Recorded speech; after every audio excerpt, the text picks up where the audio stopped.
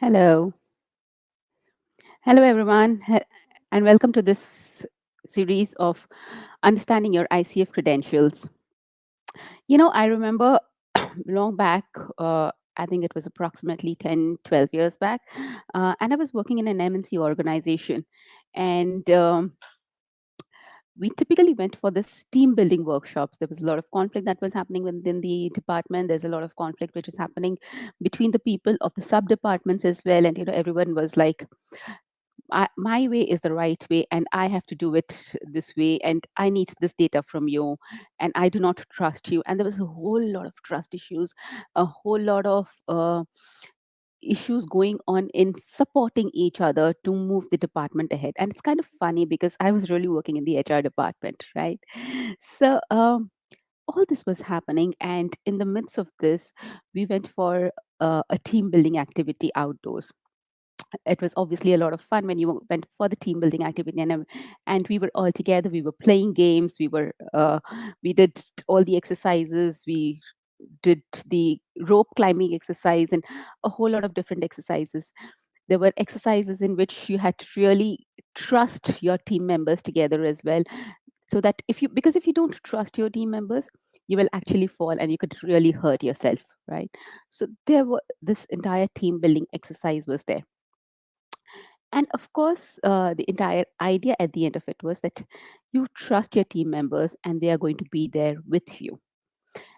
And at the end of the exercise, what I was really thinking, I was just sitting and thinking, "I I trust my team members. I do. I trust them not to harm me physically. I trust them. They don't want me dead. They're good people overall. They will never do me any kind of a harm physical. They'll drop me off. We'll have food together. That kind of a trust is not an issue. That's an overall safety level trust, which is absolutely not an issue. We can laugh together. We can play together, and that's the kind of togetherness. That level of togetherness is there, right? But is that the kind of trust we are really looking at? What we are really looking at is the trust that I trust you to share my data with you. And we are only talking about the data. We are not talking about my feelings and everything. That team building exercise, does that lead to me sharing data with you?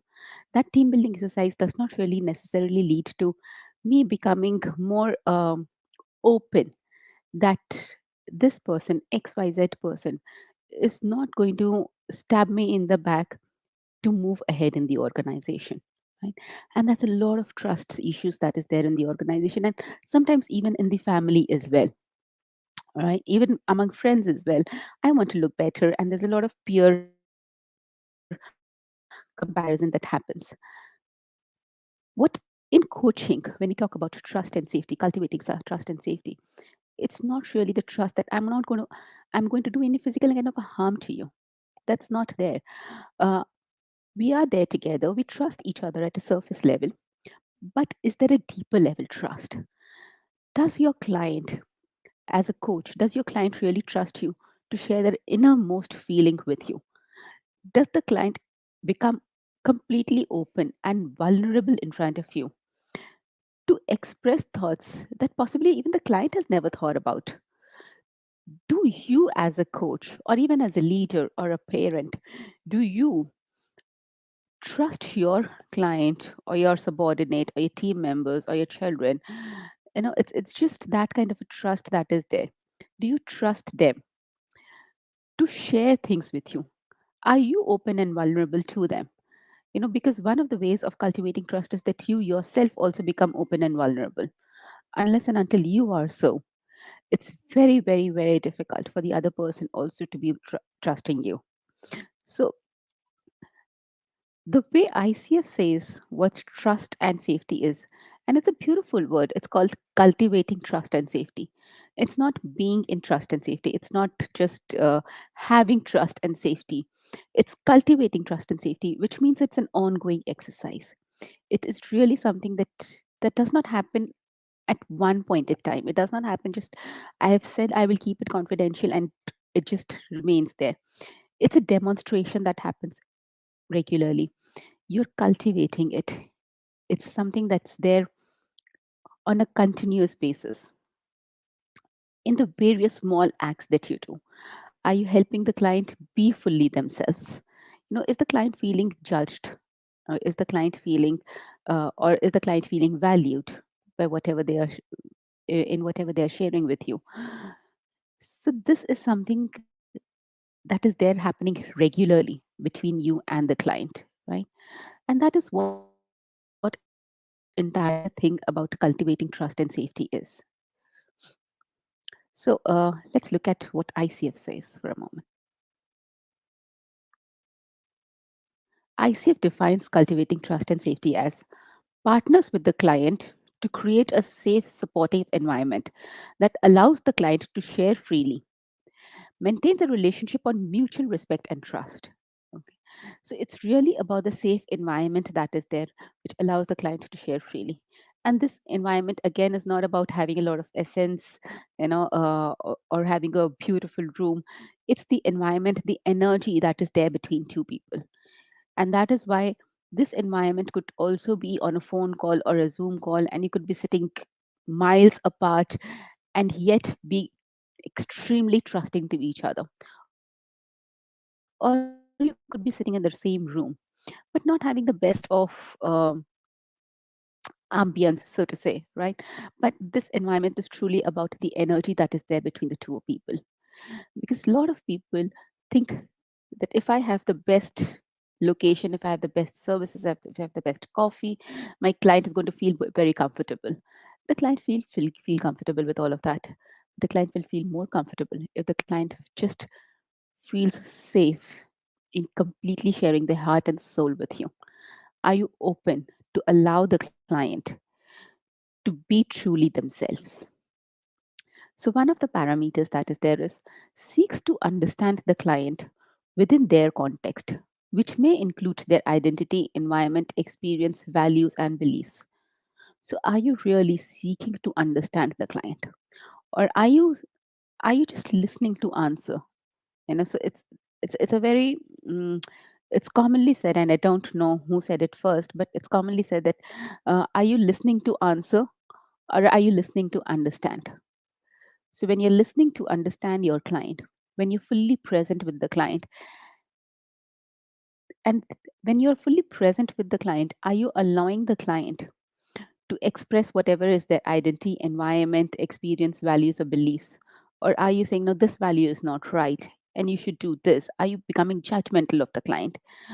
The moment you be- the moment you are fully in your presence, and presence is very, very important in any aspect, and that is why the competencies are in such manner, like I said earlier also, all the competencies are in such a manner that they complement each other. They're definitely not contradictory, and they're not standalone with each other as well.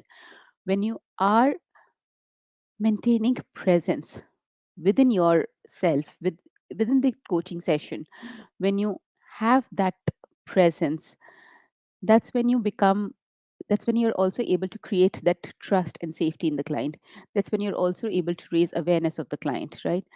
Because one cannot happen without the other. So when you are in your presence, when you allow your client to fully express, understand the kind of language that they are speaking, you do not contradict with the client's identity. It could be that your identity, your upbringing, your values are completely different, or very contradictory, or even very varied from what the client's is. In that case, are you allowing the client to fully express? Are you trying to seek and understand where is the client coming from? Are you asking your questions from the presence and from the purpose of allowing the client to find their solution? Are you respecting the client's unique insights, talents, work, whatever is happening in the coaching process? Okay, so a lot of times when I've evaluated coaching sessions, uh, I have seen coaches speak that you must already know this, right? And if the client doesn't know it, it kind of backfires. So taking permission before asking a client, do you know do you know this, instead of saying you must already know this.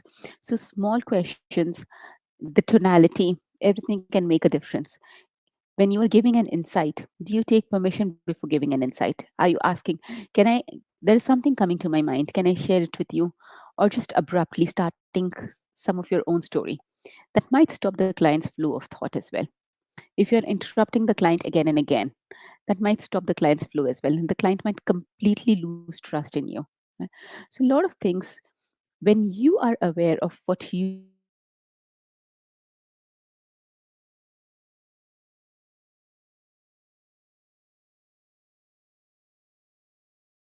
what you're doing, when you are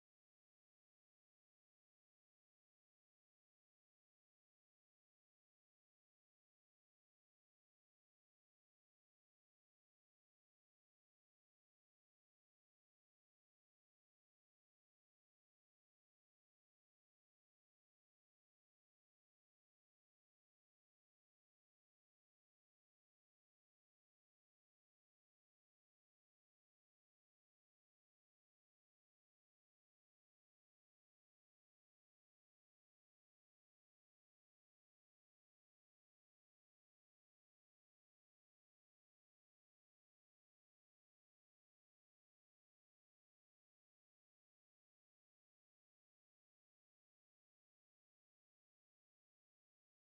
of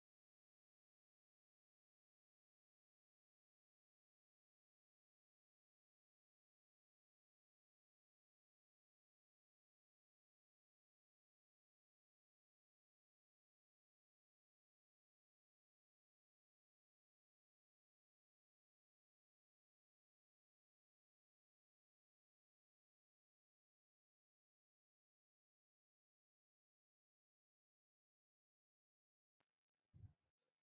you're doing, okay, so we are back.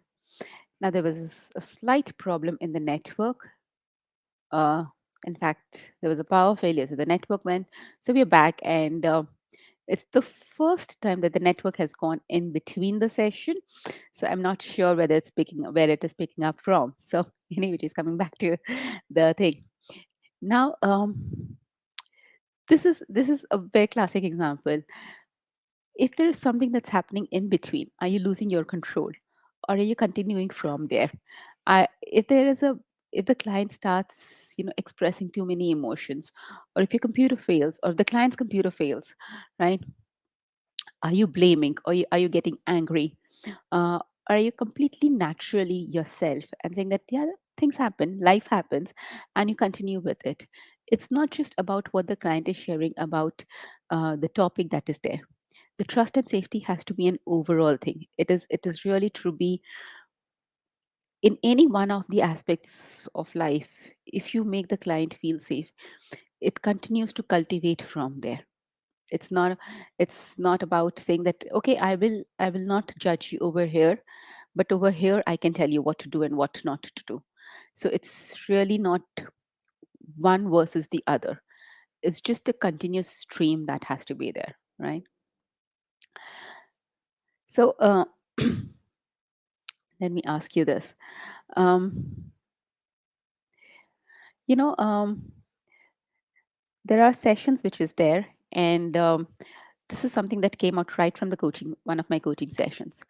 um, when the client says, when I think of branding myself, I feel like I'm cheating people. Who am I to be the sales trainer? I've not been able to sell any of my own trainings. I have only one client.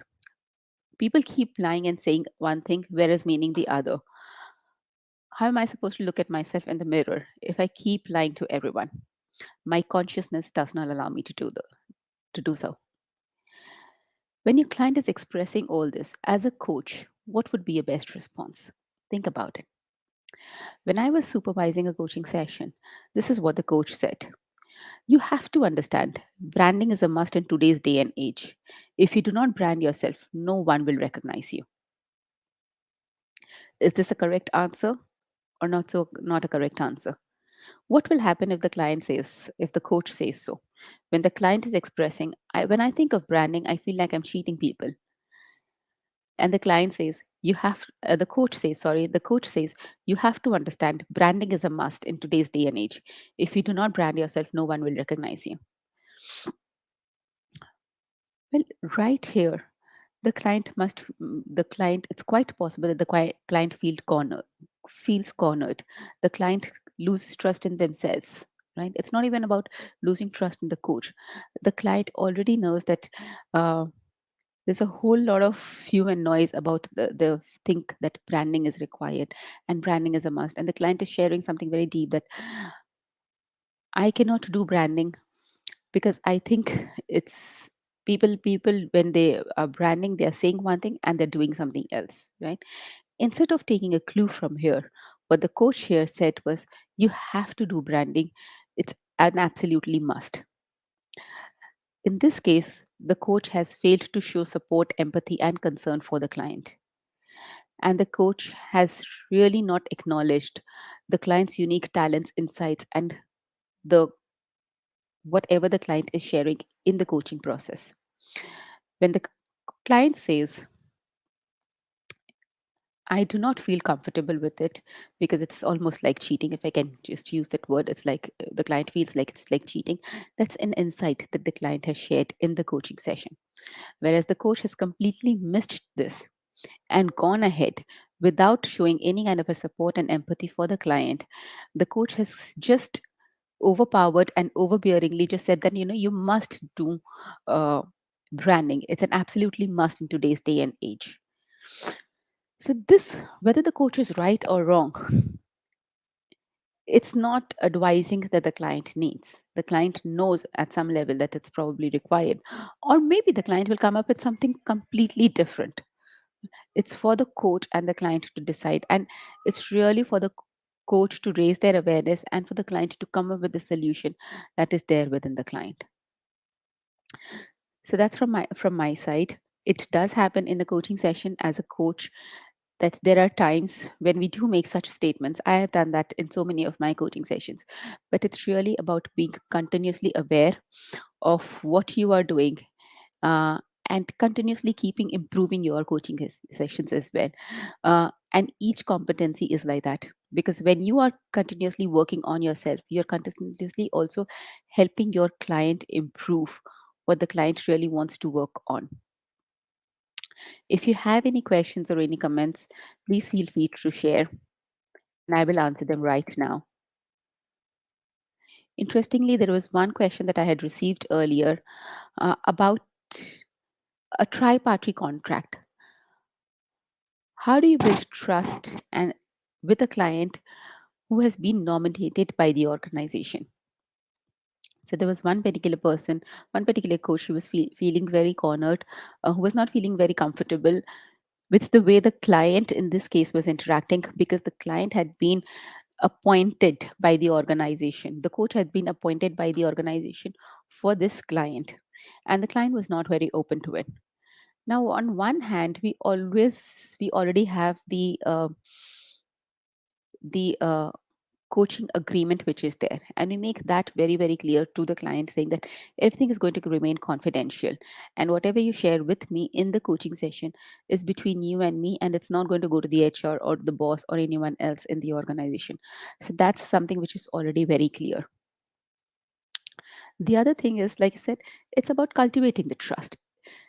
To expect that in a tri-party agreement that 100% of the clients are just going to come and start sharing their heart out with you is possibly not going to happen.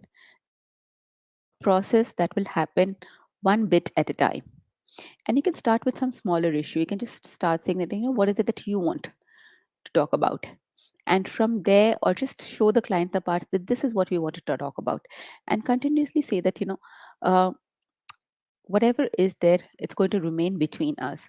There's a lot of ways of building trust. There is pacing and mirroring. There are NLP techniques that are there of pacing, mirroring, of rapport building, of allowing the client to fully speak and not becoming judgmental. Instead of blaming and uh, labeling the client that this client is not coachable, just flowing with the client is very, very important. Lot of ways this can be done. If you want to know more techniques about how you can cultivate trust and safety in your coaching session or even in your leadership or your parenting style, feel free to contact me. My name is Prosperity. I'm an ICF certified PCC coach and the head Inner Shift coach. Uh, I'm available to you. If you want to know about how can you have your ICF credential, just leave a message and I will get back to you. And also, uh, at the end of this session, in the comment section, there is going to be a test, which is for you to understand how well do you understand the competency cultivates trust and safety. So looking forward to you another session with you very soon. See you. Bye bye.